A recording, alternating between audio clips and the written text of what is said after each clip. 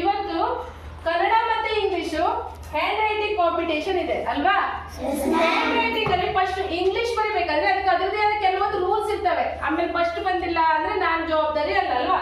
ಈಗ 4 ಲೈನ್ ಇತ್ತು ಅಂದ್ರೆ 1 2 3 4. ಈಗ ಫಸ್ಟ್ ಇಂಗ್ಲಿಷ್ ಬರೀಬೇಕಾದ್ರೆ ಕ್ಯಾಪಿಟಲ್ ಲೆಟರ್ಸ್ ಬಂದ್ರೆ 3 ಲೈನ್ ಟಚ್ ಆಗಬೇಕು.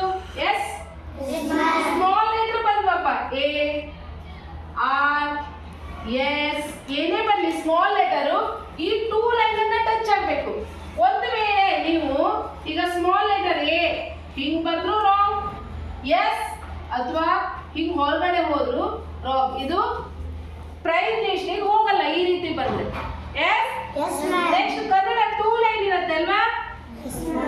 ಎಸ್, ಕನ್ನಡದಲ್ಲೂ ಅಷ್ಟೇ ಪ್ರತಿಯೊಂದು ಅಕ್ಷರನು 2 ಲೈನ್ ಟಚ್ ಆಗಬೇಕು ಅಲ್ವಾ?